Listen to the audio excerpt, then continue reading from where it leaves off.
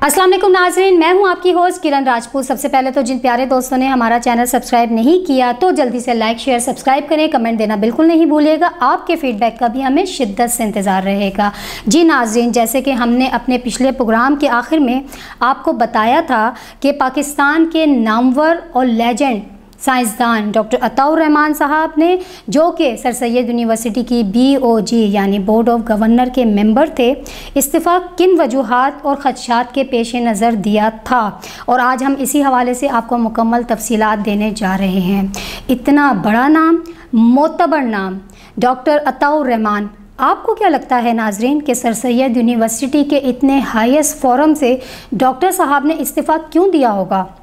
और वो भी एहतजाजन? इसका मतलब तो ये है कि कोई बड़ी वजह ही रही होगी। डॉक्टर साहब ने ख़ुद को जो सर सैयद यूनिवर्सिटी की BOG से ना सिर्फ अलग किया बल्कि इस्तीफ़ा में वाज़े तौर पर अपने ख़दशात का इजहार भी कर गए।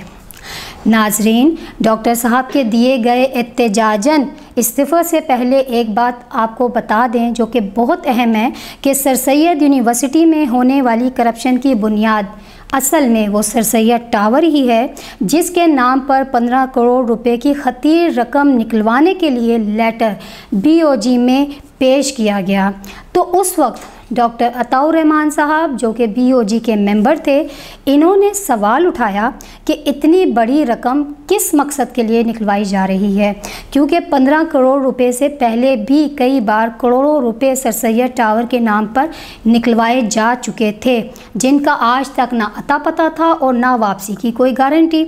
फिर क्या ज़मानत है कि इतनी बड़ी रकम की वापसी का कोई तरीक़ेकार बनाया गया होगा, जिस पर मौजूदा इंतज़ामिया ने इन्हें यकीन दिलाते हुए बताया कि 15 करोड़ रुपए हम सर सैयद टावर की तामीर के लिए मांग रहे हैं, जिसमें से हम सर सैयद टावर के 2 फ्लोर आपको देंगे और ये 15 करोड़ रुपए 3 साल के लिए एडवांस किराए की मद में लिए जा रहे हैं, जो नाकाबिले वापसी होंगे। जिस पर डॉक्टर अताउर रहमान साहब ने कहा कि ये तो सरासर घाटे का सौदा है। तो नाजरीन, अब हम इन नुकात पर बात कर लेते हैं और स्क्रीन पर डॉक्टर अताउर रहमान साहब का ये इस्तीफ़ा जो हम आपको दिखा रहे हैं, इसमें वो मंदरजा झेल नुकात हैं जिसकी हम तफसील के साथ आपसे बात करेंगे। और इसके अंदर डॉक्टर अताउर रहमान साहब ने मौजूदा इंतज़ामिया को वो मशवरे भी दिए थे जिससे सर सैयद यूनिवर्सिटी की फ़लाह बहबूद और बेहतरी के लिए वो काम किए जा सकें जिससे इसका नाम मज़ीद रोशन हो। जी, तो मंदरजा झेल नुकात पर बात करते हैं। जी नाजरीन, डॉक्टर अताउर रहमान साहब के इस्तीफ़े के नुकात मंदरजा झेल हैं, जिसमें नंबर 1 नुकात डॉक्टर साहब कह रहे हैं कि बाहैसियत member BOG sir Syed university, हमारी इखलाकी ज़िम्मेदारी बनती है कि हम सबसे पहले तो सर सैयद यूनिवर्सिटी के मफाद का मुकम्मल ख्याल रखें, ना कि किसी और इदारे को तरजीह दें। नुक्ता नंबर 2 में डॉक्टर साहब कह रहे हैं कि ये यूनिवर्सिटी के बिल्कुल मफाद और हक़ में नहीं है कि सर सैयद यूनिवर्सिटी के 15 करोड़ की खतीर रकम बग़ैर किसी तसल्ली बख्श ज़मानत के किसी और को दे दी जाए। नुक्ता नंबर 3 में डॉक्टर साहब कह रहे हैं कि 15 करोड़ रुपए उधार लेने से बेहतर है कि कराची में किसी मुनासिब जगह पर 600 स्क्वायर गज की एक ज़मीन खरीद ली जाए। चूँकि इस वक्त ज़मीन की कीमत तकरीबन 3 करोड़ रुपये बन रही थी, लिहाजा वो लेकर इस पर तामीरात की जाएं, जिसका इस वक्त तखमीना तकरीबन 12 करोड़ रुपए बन रहा था। इस तरह हमारे सरमाए में इजाफा भी हो जाएगा और वक्त के साथ इसकी कीमत भी बढ़ती रहेगी। और मेरे ख्याल में किसी को बिल्डिंग उधार पर देने से तो बहुत बेहतर होगा कि अपना सरमाया बनाया जाए। नुक्ता नंबर 4 में डॉक्टर साहब का ये भी कहना था कि 15 करोड़ रुपए एडवांस किराया बग़ैर किसी सिक्योरिटी के देना, वो भी बिल्डिंग के लिए जिसका अभी तक कोई वजूद ही नहीं है। BOG के लिए ये अमल काबिले कबूल नहीं है, जिसकी मैं पुरज़ोर मज़म्मत करता हूँ। नुक्ता नंबर 5 में डॉक्टर साहब जालसाज और मौजूदा काबिज़ इंतज़ामिया को मुखातिब कर कह रहे हैं कि ना 15 करोड़ की रकम वाजिबुल अदा होगी और ना ही इस पर कोई मुनाफा मिलेगा, बल्कि ये रकम किराए की मद में एडजस्ट हो जाएगी। हकीकतन ये रकम एक तरह से गायब हो जाएगी, यानी कि खा ली जाएगी, जैसे कि इससे पहले वाले करोड़ों रुपए खा लिए गए जिनका कोई आज तक रिकॉर्ड नहीं। लिहाजा मैं इस किस्म के किसी भी फैसले या झूठ का हिस्सा कतन नहीं बनूंगा और साथ ही उम्मीद करूंगा कि बाकी मेंबर्स BOG भी ऐसा महसूस करें। नुक्ता नंबर 6 जो कि सबसे अहम है, BOG की 4 जून 2016 को जो मीटिंग हुई थी, इसमें वाज़े तौर पर यह फैसला किया गया था कि कोई भी एग्रीमेंट अबूबा के साथ इस वक्त तक नहीं होगा जब तक इसकी कोई ज़मानत नहीं दी जाएगी। मज़े की बात यह है नाजरीन कि इस फैसले को मीटिंग के मिनट्स में डाला ही नहीं गया, बल्कि उल्टा जालसाज मौजूदा काबिज इंतज़ामिया ने मीटिंग के मिनट्स ही गलत लिखवाए चालबाजी से, क्योंकि डॉक्टर अताउर रहमान साहब इन्हें अच्छी तरह से बेनकाब कर गए थे। लेकिन नाजरीन, बहुत अफसोस के साथ आपको मज़ीद हक़ाइक़ से आगाह करते चलें कि जब तक BOG में डॉक्टर अताउर रहमान साहब थे, इस वक्त तक तो इन्होंने बहैसियत मेंबर धोखेबाज मौजूदा काबिज इंतज़ामिया को करप्शन करने से रोके रखा और सर सैयद यूनिवर्सिटी के फ़ंड्स को काफ़ी हद तक बचाए रखने की कोशिश भी की। लेकिन जब तक मौजूदा इंतज़ामिया ने ओछे हथकंडे अपनाते हुए इनकी बात ना मानी तो मजबूरन डॉक्टर साहब को इस्तीफ़ा देना पड़ा, क्योंकि नाजरीन, हर इज़्ज़तदार इंसान की सेल्फ़ रिस्पेक्ट होती है। और यहाँ तो हम बात कर रहे हैं डॉक्टर अताउर रहमान साहब की,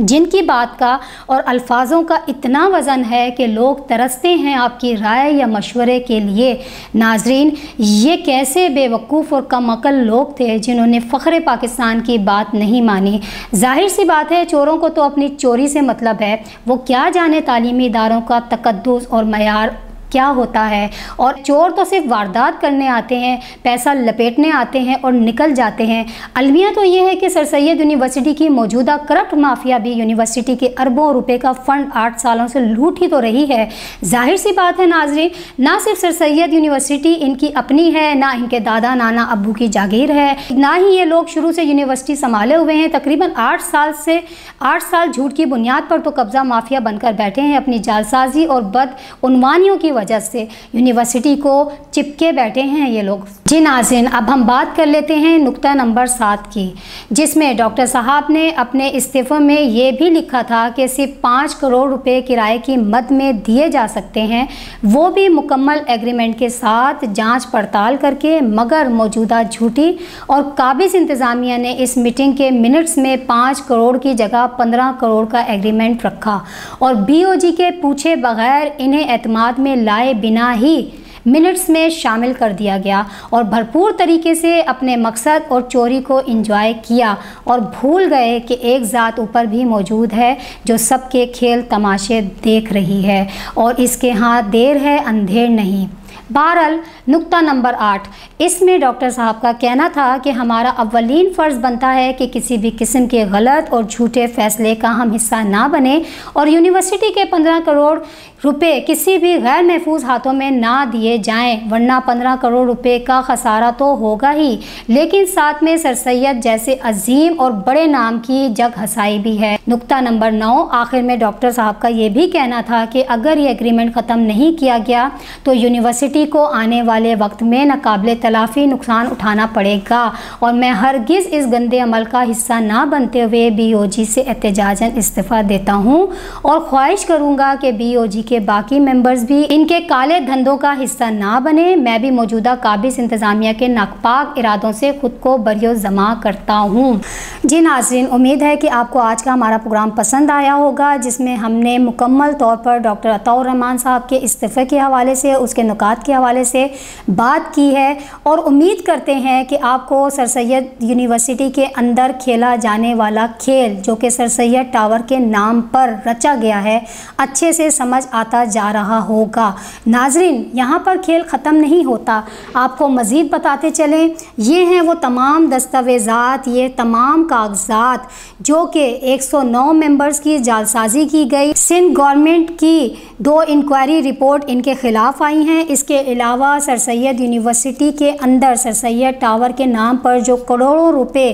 का गबन किया गया, बेकायदगियाँ, जालसाजियाँ, 2 नंबरियाँ, तमाम चीज़ें हमारे पास दस्तावेज़ात के साथ मौजूद हैं, जो हम अपने आने वाले प्रोग्राम में काहे बगाहे आपसे शेयर करेंगे और ना सिर्फ आपसे दस्तावेज़ात के साथ बात करेंगे, बल्कि आपको वो इंटरव्यू भी मौजूदा इंतज़ामिया की ज़बानी सुनवाएंगे और कुछ लोगों की वॉइस भी सुनवाएंगे, ताकि आपको यकीन आ सके कि हमारी बात में कितना दम है। और अम्बुबा के जनरल सेक्रेटरी अरशद खान साहब ने डॉक्टर अताउर रहमान साहब के हवाले से क्या अल्फाज बयान किए थे, जो कि कम से कम मुझे गवारा नहीं कि मैं अपनी ज़बान से बयान करूं, उन्हीं की ज़बानी हम आपको सुनाएंगे, मज़ीद बहुत सी चीज़ों के साथ जो वक्त के साथ साथ आपका दिमाग क्लियर करती जाएगी और आपके जहन में उठने वाले वो सवालात कि तालीमी इदारों में काली भेड़ें किस तरह जड़ों में मजबूती के साथ खोखला कर रही हैं इमारतों को, वहाँ के फंड्स को खा रही हैं और तबाह कर रही हैं। हर चीज़ आने वाले वक्त में शेयर कर रहे हैं। जब तक के लिए मुझे इजाज़त दीजिए। अल्लाह निगहबान।